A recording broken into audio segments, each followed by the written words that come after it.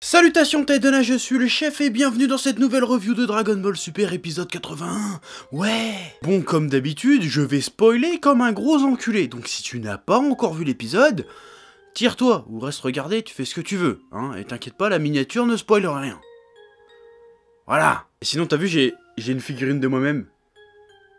Stylé, hein? T'es jaloux, hein? Ouais. Bon, sinon t'as vu, je me suis mis une petite ambiance rougeâtre là, parce que là je suis chaud putain, parce que cet épisode il était bouillant mon gars. Ouais.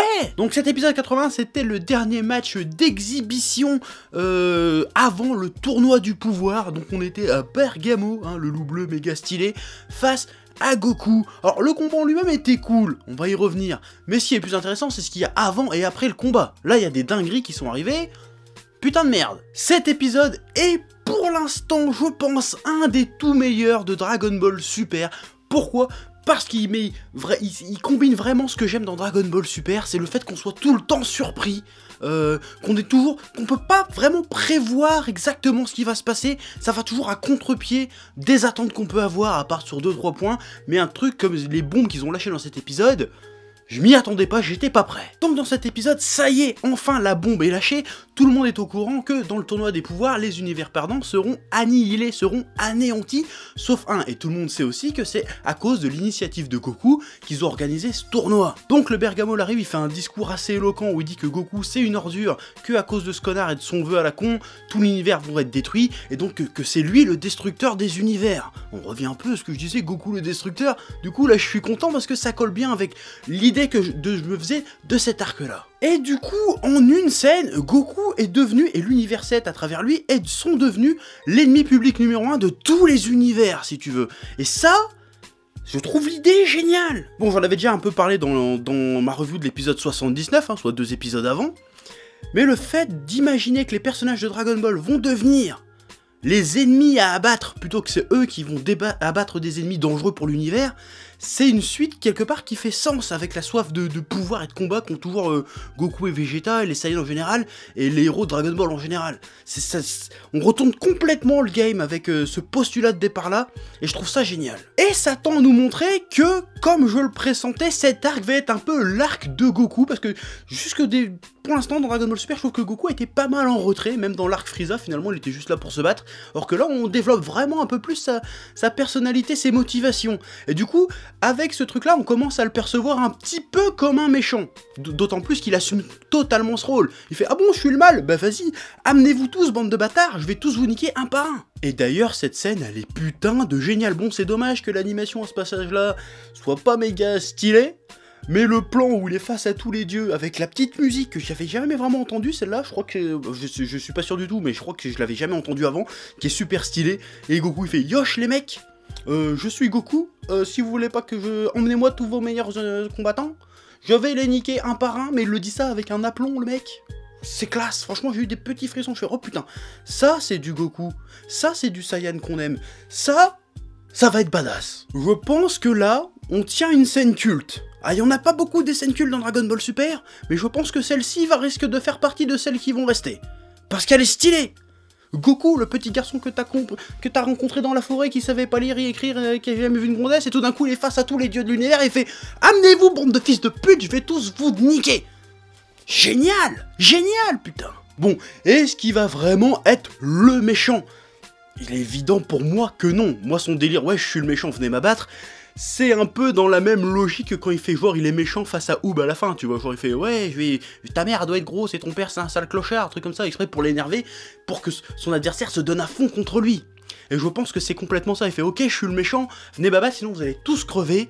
Comme ça les mecs ils vont se mettre à leur puissance maximale pour le défoncer, et lui il est content parce que c'est ça qu'il veut, il veut de la baston, tu vois. Mais pour lui il est pas méchant, faut arrêter, il va pas être méchant, il va pas détruire des univers comme ça. Je pense qu'il a un plan derrière la tête, le mec, c'est obligé. Bon, c'est un peu cousu le fil blanc le délire avec les Dragon Ball Super qui a gagné à la fin. Si Goku gagne, il va certainement souhaiter que les univers reviennent tels qu'ils étaient avant. Mais à chaque fois que tu crois qu'il y a un truc évident dans Dragon Ball Super, au final, c'est complètement le contre-pied de ça. Hein, d'ailleurs, les nouvelles règles du tournoi du pouvoir, qu'on savait pas trop ce que ça allait être, confirment ce truc-là aussi. Mais avant de parler des règles du tournoi du pouvoir, faut parler un peu du combat qui était plutôt stylé. Hein. Même si l'animation était un petit peu en dents de scie, il y a eu des passages du combat qui étaient super bien animés, qui étaient très classe.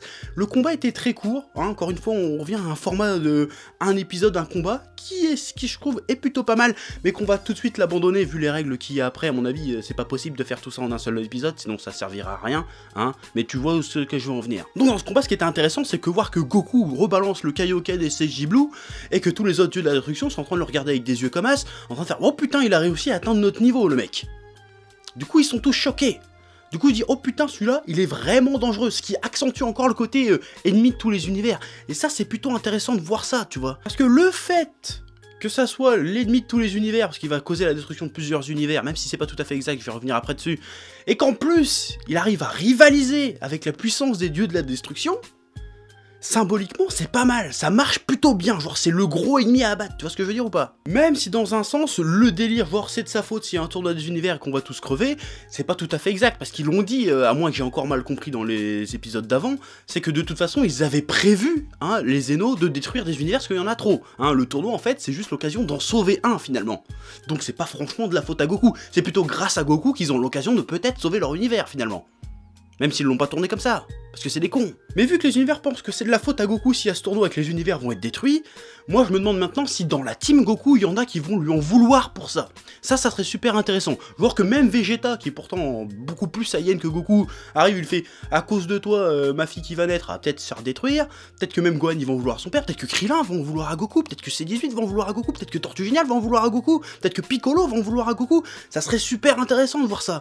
Ou alors, ils vont pas du tout faire genre on t'en veut, on va faire « Ok, on est des guerriers, c'est ce qu'on était à la base, on va leur montrer ce qu'on sait faire, c'est l'occasion ou jamais de briller par notre maîtrise des arts martiaux, notre puissance, notre pouvoir, notre faculté à combattre et à dépasser nos limites. » Quelque part, dans les deux cas, ça sera super intéressant à voir. Donc je pense et j'espère vraiment que cet arc, d'un point de vue dramatique, risque d'être assez intense, d'être assez intéressant, assez passionnant à suivre, au-delà du côté combat, évidemment. Puis l'autre chose qui a trouvé le cul de tout le monde, c'est les règles du fameux tournoi du pouvoir. Hein. Jusqu'à présent, on s'attendait à un espèce de tournoi un peu fait comme le match d'exhibition, c'est-à-dire chaque équipe envoie un combattant l'un après l'autre, un peu comme dans le tournoi qu'il y avait eu contre Champa, hein. Mais en fait non, là encore une fois ça prend le contre-pied total de ce qu'on a pu voir jusqu'ici dans Dragon Ball, Dragon Ball Super, Dragon Ball GT et Tutti Quanti.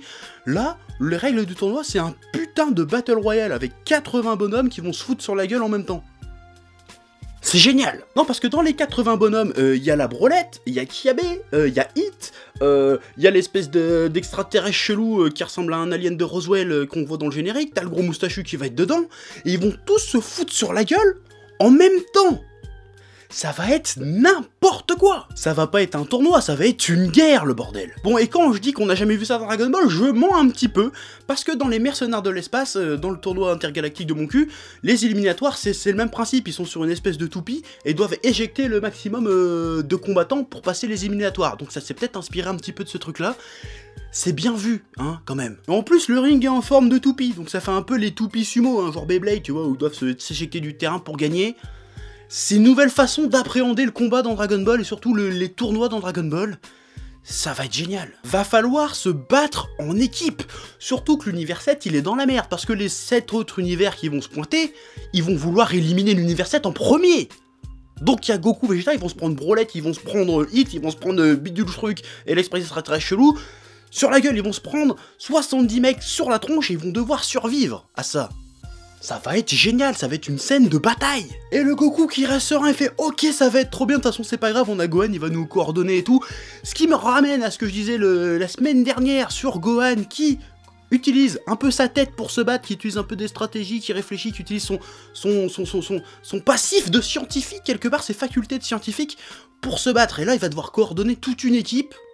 Ça risque d'être super stylé tout ça. Donc voilà, encore une fois, avec ce début d'arc commence très bien, et c'est confirmé avec cet épisode, qui est encore un épisode assez dense où il se passe beaucoup de choses. Il y a un combat, il y a des révélations, on met des personnages en avant qu'on n'avait pas trop vu avant, il y a le topo qui arrive à la fin, on sait pas trop ce qu'il veut, c'est un espèce de patrouilleur galactique qui fait des poses à la Grid Saiyan Man. il y a un combat en plus qui se ramène alors qu'on s'y attendait pas, tu vois. Donc ça prend vraiment une direction inattendue, on va vraiment être surpris d'épisode en épisode. Ça commence à vraiment mériter son super là, même si l'arc Zamasu était déjà très bien, là c'est du super Dragon Ball Super quoi. C'est vraiment génial. Cet épisode m'a vraiment enjaillé de ouf, surtout que quand je l'ai vu j'étais avec DB Times à Medinazia, on était en train de regarder, on était en train de se regarder, on se disait oh la dinguerie. On était fous, on a parlé pendant 3 quarts d'heure, après on était ouf, on était à 2 doigts de le remettre l'épisode, tellement il était ouf. Donc, j'ai très hâte de voir le prochain. Bon, il n'y a pas d'épisode la semaine prochaine, mais putain, l'épisode de la semaine d'après, j'en ai rien à foutre, il faut le regarder à 2h du matin, je serai là, j'en ai rien à branler. Ah, parce que là, ça commence à devenir une dinguerie monumentale. Je sens qu'on va être à un tournant. Hein? Ou alors on va être déçu, mais ça m'étonnerait, là, ça part trop bien. Ça part trop bien pour que ça finisse mal. Voilà, donc, balance en commentaire ce que t'as pensé de cet épisode, hein. Là, j'étais un petit peu foufou, je suis un peu parti dans tous les sens, mais voilà, l'épisode était... Il m'a mindfucké, l'épisode. C'était pour te dire.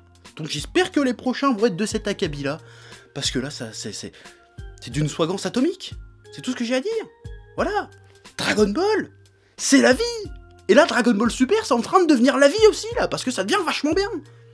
Voilà. Donc je me casse maintenant. Peace.